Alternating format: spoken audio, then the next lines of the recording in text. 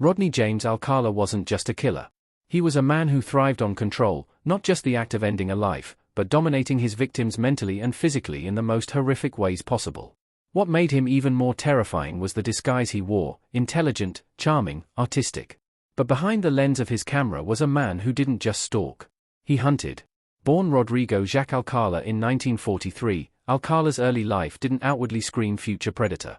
He was raised in East Los Angeles, abandoned by his father at an early age, and later joined the U.S. Army. In 1964, he suffered what was described as a nervous breakdown and was discharged. This marked the beginning of a descent few could have anticipated. That same year, the mask came off for the first time. Alcala lured 8-year-old Taylai Shapiro into his car on Sunset Boulevard. A witness saw the child and called police. When they entered Alcala's apartment, they found Taylai barely clinging to life. She had been attacked with such force and precision that detectives later said it was a miracle she survived. Alcala escaped through a back entrance and vanished. The FBI added him to its most wanted list. He resurfaced years later in New York under the alias John Berger, having enrolled in film school at NYU. Among his professors, Roman Polanski. Alcala blended into the creative scene, gaining trust, hosting parties, even mentoring others, all while evading justice. In 1971, 2 children at a New Hampshire camp recognized him from a wanted poster. He was arrested and extradited to California. But due to the trauma Taylai had endured, her family refused to put her through a public trial. The prosecution struck a deal. Alcala pled guilty to a lesser charge of assault. He served just 34 months. When he was released, psychiatrists warned he was still a danger. They were right. Alcala didn't reform. He adapted. In 1974, he convinced a 13-year-old girl to pose for photos, then attacked her. Again, he served a short sentence, and again, he was released. His ability to manipulate the justice system was nearly as terrifying as the acts themselves. During this time, Alcala worked as a typesetter for the LA Times. But more importantly, he walked the streets with a camera, approaching women, teens, and children, asking to photograph them. His manner was smooth, persuasive. Most said yes. It was an era before widespread fear of serial predators. A camera was just a camera, until it wasn't. Between 1977 and 1979, a wave of violence swept through California. The body of 18-year-old Jill Barkham was found near Mulholland Drive. She had been assaulted and murdered with methodical control. Police noted the killer had arranged her body post-mortem, almost like a statement. Weeks later, Georgia Wickstead, a 27-year-old nurse, was found in her apartment, bludgeoned, strangled, and violated. Then came Charlotte Lamb, left in a laundry room, posed, and eerily clean.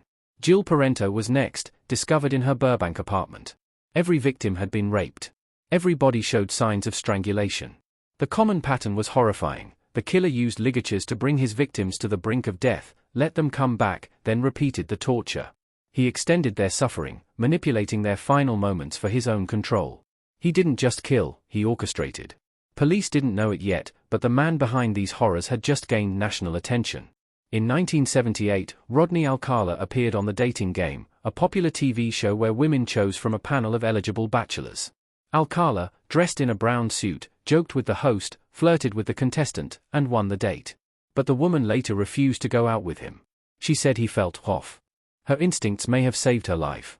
Alcala's audacity was unbelievable. He committed murders before and after his television appearance. He carried photos of potential victims. In some cases, he contacted them days before their disappearance. The turning point came with the murder of 12-year-old Robin Samso. Robin disappeared on her way to ballet class in Huntington Beach in June 1979. Witnesses recalled a man with a camera asking the girls for photos.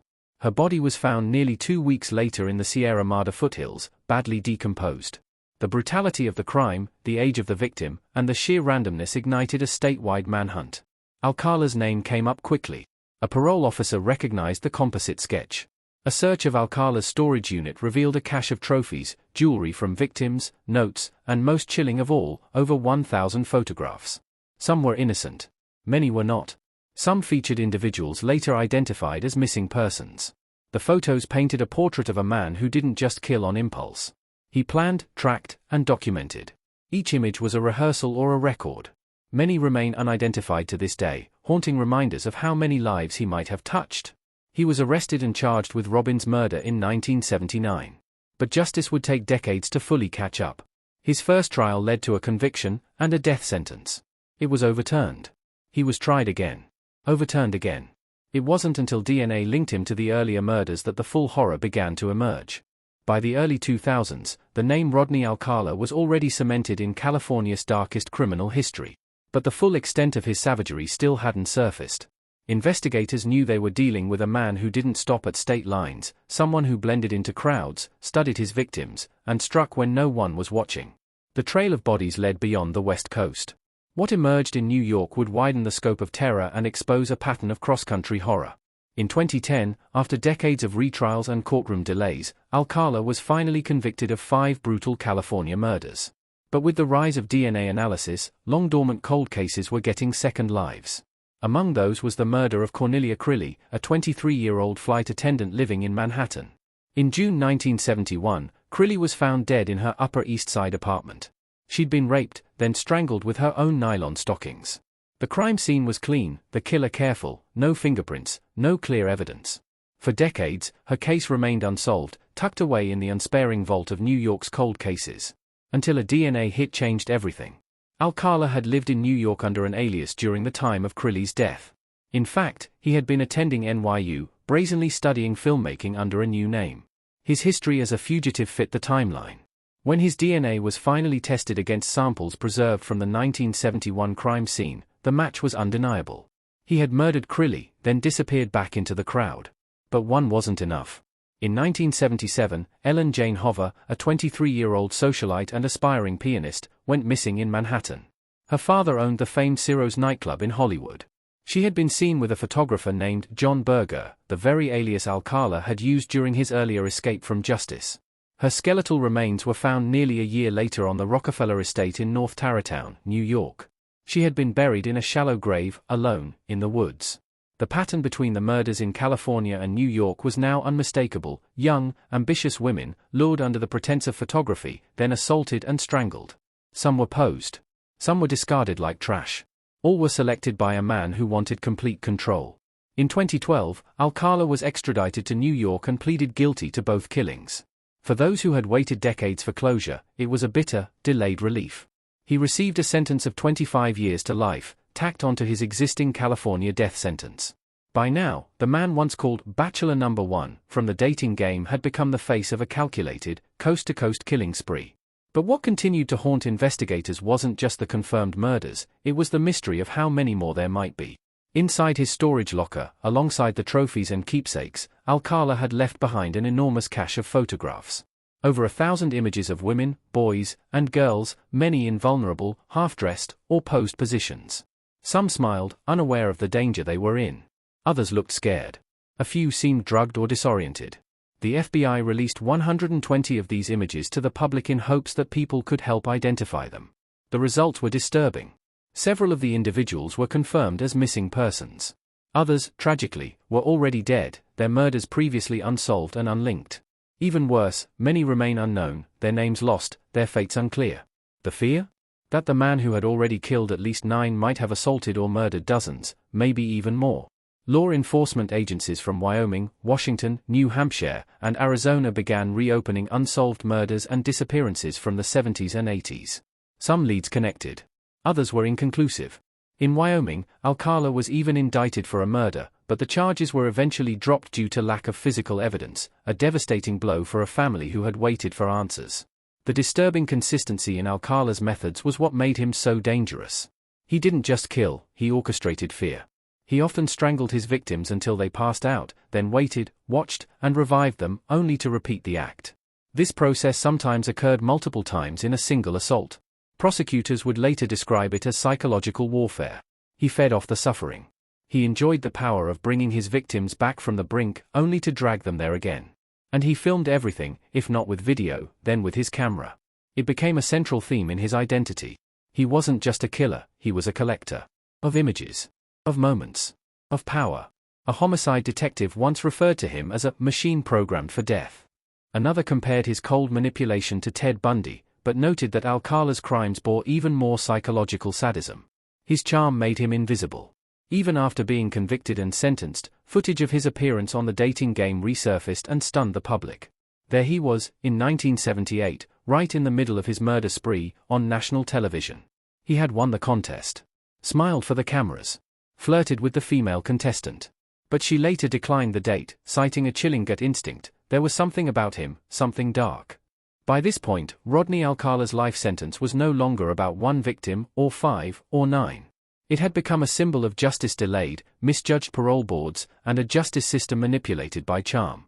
He had dodged full accountability for decades. And yet, the true horror wasn't just that he walked free for so long, it was that he'd photographed so many others whose names the world may never know.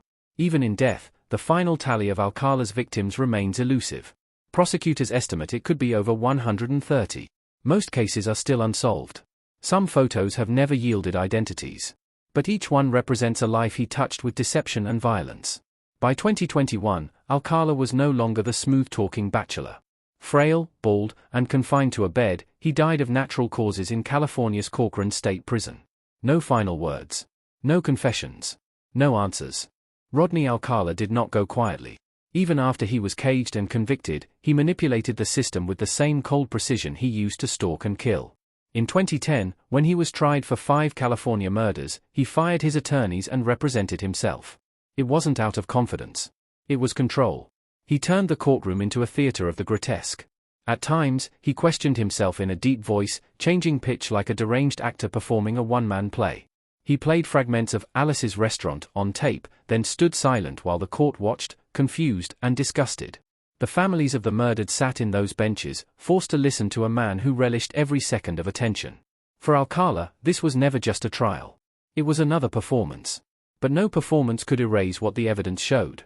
5 women in California, Jill Barkham, Georgia Wickstead, Charlotte Lamb, Jill Parento, and Robin Samso, had been raped, tortured, and strangled. Their bodies were found in ravines, parking garages, apartment laundry rooms. One was found posed like a doll in a crime scene that looked more like a twisted art installation than a murder site. Samso's case was especially pivotal. The 12-year-old had disappeared while riding her bike to ballet class in 1979. Her body was discovered 12 days later in a remote area of Sierra Madre.